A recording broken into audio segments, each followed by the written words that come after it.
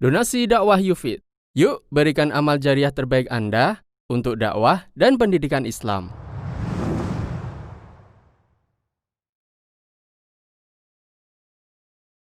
Bismillahirrahmanirrahim. Perkenankan kami berbagi cara mandi junub. Islam adalah agama yang sangat perhatian dengan kebersihan. Ini dibuktikan dengan banyaknya aturan dalam masalah bersuci. Dan bahkan para ulama menyediakan satu bab dalam bidang ilmu fikih yang khusus membahas masalah bersuci, yaitu fikih toharah.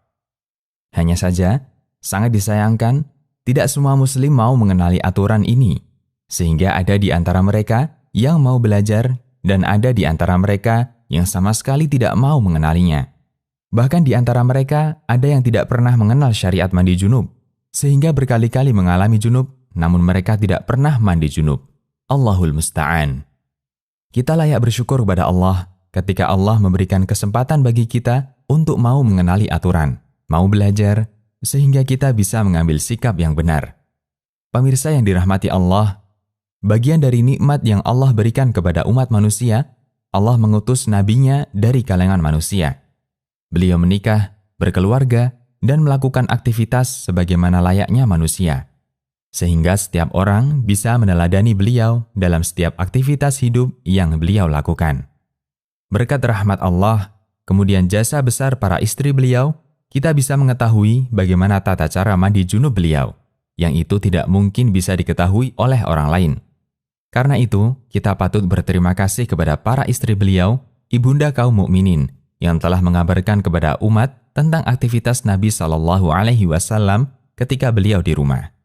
Bukan sebaliknya, justru mencela dan menghina para istri Nabi SAW sebagaimana yang dilakukan oleh orang Syiah. Tata cara mandi junub. Berkaitan dengan mandi junub, terdapat dua hadis pokok yang bisa kita jadikan sebagai acuan. Kedua hadis tersebut berasal dari dua istri Rasulullah SAW, Aisyah dan Maimunah radhiyallahu anhuma. Hadis pertama, hadis Aisyah radhiyallahu anha. Beliau menceritakan, anna Nabiyya sallallahu alaihi wasallam kana idza iktasala minal janabah bada'a faghasala yadayhi thumma yatawadda kama yatawadda'u lis-shalah thumma yudkhilu asabi'ahu fil ma' fayukhallilu biha usula sya'ri thumma yasubbu ala ra'sihi thalatha ghurafin biyadayhi thumma yufidu al-ma'a ala jildihi kulli, yang artinya bahwa jika Nabi sallallahu alaihi wasallam mandi junub, beliau memulainya dengan mencuci kedua telapak tangannya. Kemudian beliau berwudu sebagaimana wudu untuk sholat. Lalu beliau memasukkan jari-jarinya ke dalam air, lalu menggosokkannya ke kulit kepalanya. Kemudian menyiramkan air ke atas kepalanya dengan cidukan kedua telapak tangannya sebanyak 3 kali. Kemudian beliau mengguyurkan air ke seluruh badannya. Hadis riwayat Bukhari dan Muslim. Hadis kedua, hadis dari Ibnu Abbas.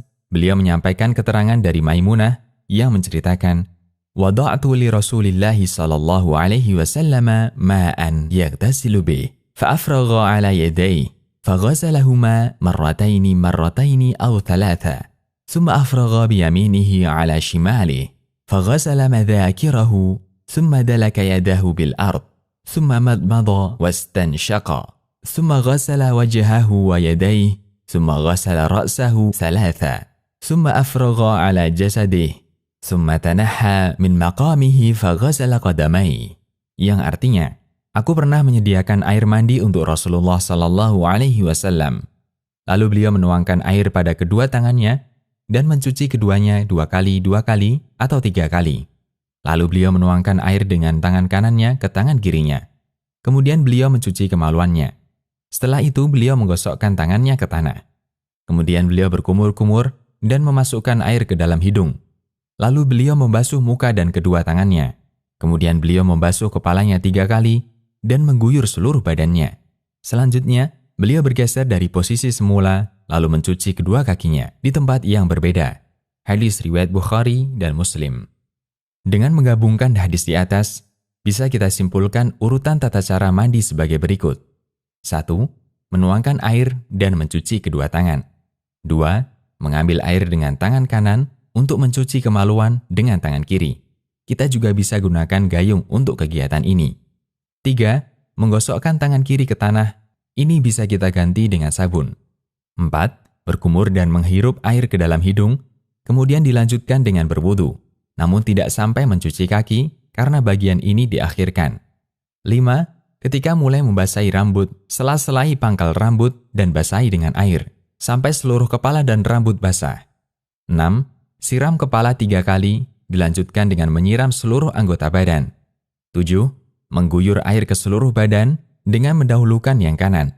Dari Aisyah radhiyallahu anha, ia berkata, "Kana an-nabiy sallallahu alaihi wasallam yu'jibuhu tayammunu fi tana'ulihi wa tarajjulihi wa tuhurihi wa fi sya'nihi kullih." Yang artinya, Nabi sallallahu alaihi wasallam biasa mendahulukan yang kanan ketika memakai sandal, ketika bersisir, ketika bersuci, dan dalam setiap perkara yang baik-baik. Hadis riwayat Bukhari dan Muslim. Jangan lupa untuk digosok, terutama di bagian lipatan atau bagian badan yang tersembunyi. Pastikan semua badan Anda basah. 8. Berpindah tempat dan cuci kedua kaki. Jangan lupa sela-selai jari kaki sampai Anda yakin seluruh kaki Anda basah.